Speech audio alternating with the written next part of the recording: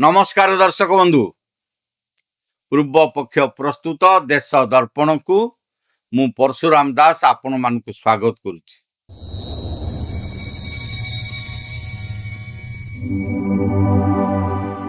दर्शक बंधु आजिकाली देशर राजनीति रे गोटे प्रश्न बारंबार शुणा मिलूँ आउ से प्रश्नटा है नेतांकर डिग्री कहीं से माने केते पाठ पढ़ी विशेषकर कांग्रेस दलर नेता माने विरोधी दलों को घेरिबा पई अन्य नेता मानक शिक्षागत योग्यता उपरे प्रश्न उठाइबा पई बारंबार पचारुछंती जे आपनक शिक्षागत डिग्री केउठी।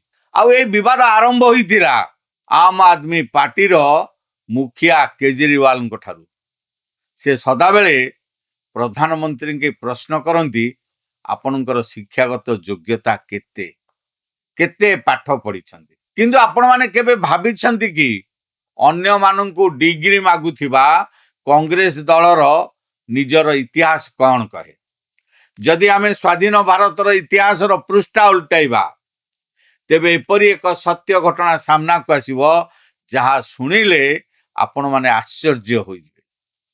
स्वाधीन भारतर प्रथम शिक्षा मंत्री जे समग्र देशर शिक्षा व्यवस्थार नीति निर्धारण करथिले तांको पाखरे कोनोसी आनुष्ठानिक कॉलेज किंबा यूनिवर्सिटी रो डिग्री नथिला।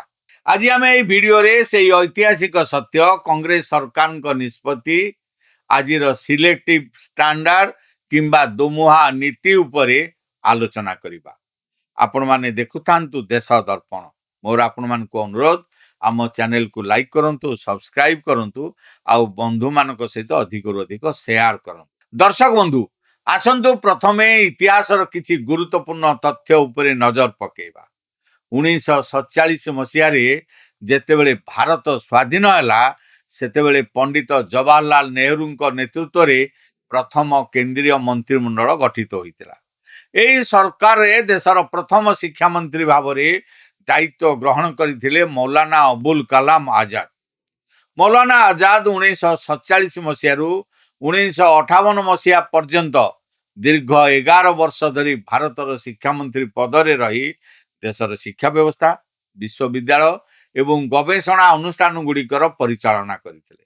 किंतु सबुठारु रोचक कथा कौन जानिछंती ताहाला मौलाना अबुल कलाम आजादଙ୍କ निकटरे कोनोसी प्रकारर फॉर्मल एजुकेशन किंबा कोनोसी स्कूल कॉलेजर स्नातक डिग्री नथिला। से निजे गृह शिक्षा एवं पारंपरिक धार्मिक और भाषागत शिक्षा माध्यम ज्ञान आहरण करथिले। तांको पाखरे कोनोसी आधुनिक विश्वविद्यालय सर्टिफिकेट किंबा डिग्री प्रमाण पत्र नथिला।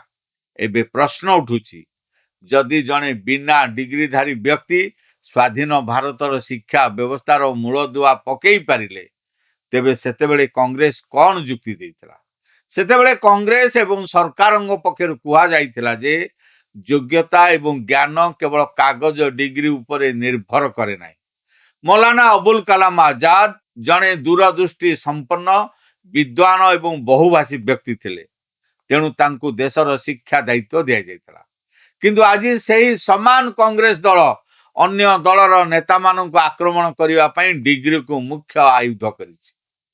जेतेबेले निज दलर नेतांक कथा आसे ना सेतेबेले ज्ञान और अनुभव गुरुत्वपूर्ण हो जाए, किंतु जेतेबेले विरोधी नेतांक कथा आसे सेतेबेले सर्टिफिकेट डिग्री सबुठारु बड़ प्रसंग पलटि जाउछि।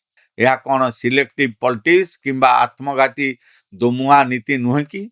आम संविधान रे निर्वाचन लड़िबा किंबा जनप्रतिनिधि हेबा पई कोनोसी निर्दिष्ट शिक्षागत डिग्री रो बाध्यतामूलक नियम रखा जाय नै। आमर संविधान प्रणेता माने बुझिथिले जे भारत भली विविधतापूर्ण देश रे नेतृत्व नेबार क्षमता, जनसेवार मनोभाव एवं व्यावहारिक ज्ञान कोनोसी कागज डिग्री अपेक्षा अधिक गुरुत्वपूर्ण।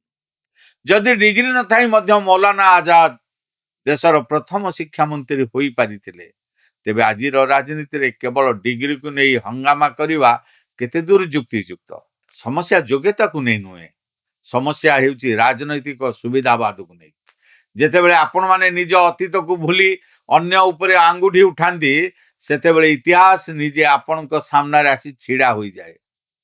तेबे दर्शक बंधु এই সম্পূর্ণ ঘটনাবলী এবং কଂଗ୍ରେସର এই ডিগ্ରୀ ରାଜନୀତି ଉପରେ ଆପଣମାନଙ୍କର ମତାମତ କ'ଣ? ଜଣେ ନେତାଙ୍କ ପାଇଁ କାଗଜର ଡିଗ୍ରୀ ଅଧିକ ଗୁରୁତ୍ୱପୂର୍ଣ୍ଣ ନା ତାଙ୍କର କାର୍ଯ୍ୟଦକ୍ଷତା ଆଉ ଜନସେବା ଗୁରୁତ୍ୱପୂର୍ଣ୍ଣ? ଆପଣମାନଙ୍କର ମୂଲ୍ୟବାନ ମତାମତ ଆମକୁ କମେଣ୍ଟ ବକ୍ସରେ ନିଶ୍ଚୟ ଜଣାନ୍ତୁ। ଯଦି ଭିଡ଼ିଓଟି ଭଲ ଲାଗିଥାଏ ତେବେ ଏହାକୁ ଲାଇକ୍ କରନ୍ତୁ, ବନ୍ଧୁମାନଙ୍କ ସହ ସେୟାର କରନ୍ତୁ ଏବଂ ଆମ ଚ୍ୟାନେଲ ପୂର୍ବପକ୍ଷ ପ୍ରସ୍ତୁତ ବିଶ୍ୱ ଚକ୍ରବ୍ୟୁହ, ଦେଶ ଦର୍ପଣ ଏବଂ ମଇଦାନକୁ ସବସ୍କ୍ରାଇବ୍ କରିବା ପାଇଁ ଭୁଲନ୍ତୁ ନାହିଁ। ଆଉ ଗୋଟିଏ କଥା, ଆପଣମାନେ ଆମ ଭିଡ଼ିଓ ଦେଖୁଛନ୍ତି ସତ, କିନ୍ତୁ ସବସ୍କ୍ରାଇବ୍ କରୁନାହାନ୍ତି। ତେଣୁ ଆପଣମାନଙ୍କୁ ଅନୁରୋଧ କରୁଛି ଆମ ଚ୍ୟାନେଲକୁ ସବସ୍କ୍ରାଇବ୍ କରି ଆମ ଟିମ୍ର ମନୋବଳ ବଢ଼ାନ୍ତୁ, ଯେପରି ଆମ ଟିମ୍ ଆପଣମାନଙ୍କ ପାଇଁ ସୁନ୍ଦର ସୁନ୍ଦର ଭିଡ଼ିଓ ପ୍ରସ୍ତୁତ କରିପାରିବ। ଏଇଠି ଶେଷ କରୁଛି ଆଜିର ଏ ପ୍ରସଙ୍ଗ। ପୁଣି ଦେଖା ହେବ ଆଗାମୀ ଅଧ୍ୟାୟରେ। ରହୁଛି, ନମସ୍କାର। मन कहुछि किछि नुआ करिबा पई हेले पाखरे संबळ नाही तेबे व्यस्त हुंतु नाही। मधुलिका एंटरप्राइजेस एबे बुझिबो आपणक मन कथा। क्षुद्र शिल्प ठारु नै मध्यम शिल्प पई सुलभ मूल्य रे जोगाई देबो समस्त प्रकार मेसिन और रॉ मटेरियल, जहाकु नै आपण सहज आरंभ करि परिबे नुआ एक व्यवसाय। अधिक जानिबा पई आज ही कॉल करंतु